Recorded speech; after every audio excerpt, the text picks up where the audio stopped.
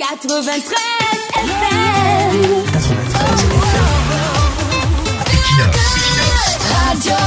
Bonjour. Depuis les annonces de candidature des présidents de l'UNDP et du FSNC, la question de la candidature unique a refait surface. Certainement, l'acte posé par les deux hommes est apparu aux yeux de plusieurs comme une opportunité de restructuration du bloc oppositionnel. Seulement, et comme on l'a toujours dit, l'idée de candidature unique de l'opposition est une chimère. C'est une pure rêverie. Ça ne s'est jamais fait nulle part au monde, même pas dans l'histoire de la démocratie, même pas dans les systèmes proches du bipartisme. Il n'y a jamais eu une candidature unique de toute l'opposition. Et dans un contexte comme le nôtre, où les taux d'égoïsme, les taux de retournement de veste et les taux de clientélisme sont élevés, ajouter à ces mots le tribalisme et le régionalisme, il faut être un pur rêveur pour espérer une candidature unique de l'opposition. Aux élections de 1992, 25 regroupements politiques et parapolitiques s'étaient mis ensemble pour dégager un candidat unique dans le cadre de la coordination. Mais après, qu'est-ce qui s'était passé? Des égos, le tribalisme, des taupes, des mallettes d'argent, des trahisons. Finalement, la coalition en projet a volé en éclats.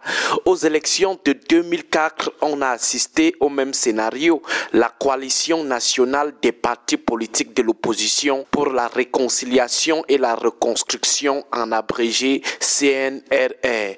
Mais qu'est-ce qu'on a vu après? On a assisté curieusement au choix d'un gars du RDPC, c'est-à-dire les opposants de cette coalition avaient choisi l'un des piliers du camp adverse, à savoir Edouard Ankame Fumu. C'est après son désistement qu'on va choisir Adamou Damjoya au détriment de Nidjon Fundi. C'est toujours l'histoire des candidatures uniques que certaines personnes continuent de fétichiser au Cameroun. En 2011, après l'élection présidentielle, le G7 va naître. Seulement à la prochaine élection présidentielle, notamment celle de 2018, certains acteurs du G7 vont se retrouver dans le G20 qui apportera son soutien au candidat du RDPC. En 2024, on a eu un projet très vanté, à savoir l'ATP, l'Alliance pour la transition politique. Cette plateforme n'a même pas tenu pendant 5 mois. Les leaders les plus importants de l'ATP ont commencé à annoncer leur candidature en solo. Finalement, l'affaire de candidature unique de l'opposition au Cameroun est une pure hallucination et par conséquent une grosse perte de temps, une autre distraction qui ne dit pas son nom. Les histoires qu'on recherche chez le candidat unique de l'opposition, c'est de la pure rigolade.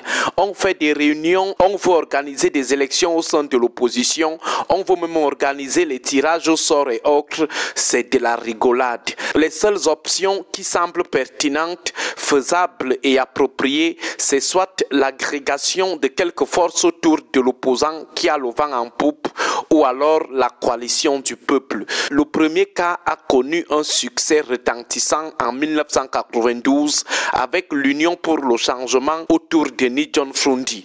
Des partis, des organisations de la société civile comme Cap Liberté, des organes de presse comme ceux de la Sainte Trinité, les artistes comme Feu Lapiro de Mbanga ont vu celui qui avait une avance sur les autres et ils se sont alignés derrière lui. Vous ne pouvez donc pas avoir un opposant qui a déjà une avance sur les autres dans le champ de l'adversité contre le pouvoir. Après, vous partez encore organiser des consultations, des élections ou des tirages au sort pour désigner le candidat de la coalition. En 1992, on s'était aligné derrière Fundi, y compris des personnalités comme Samuel Ebois, puissant ancien ministre, et après on a vu les résultats. Certains continuent même de soutenir que Fundi avait tapé Paul Biya. On peut voir la chose en l'envers.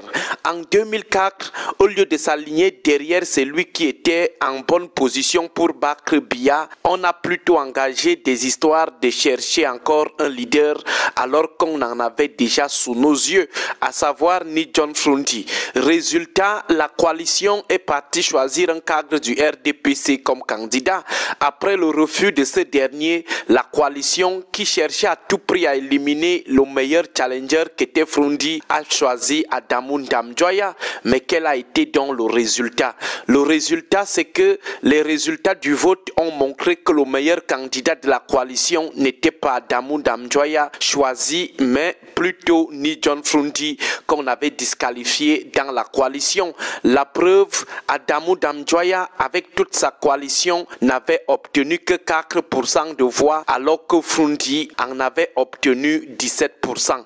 Au regard de cette expérience des choix des coalitions, il devient clair que la coalition la plus porteuse est celle où les forces de la coalition s'alignent directement derrière celui qui est mieux placé, celui qui a déjà plus démontré sa détermination et sa force à mettre le RDPC en difficulté. Maintenant, si les coalitions respectives ne peuvent pas opter pour cette approche, alors qu'on cherche plutôt à amener le peuple à s'aligner derrière celui qui est déjà mieux placé, c'est-à-dire en lieu et place de la coalition des partis ou des leaders de partis, qu'on encourage plutôt le peuple à coaliser pour le changement. C'est tout. Agréable journée à tous. 93 FM.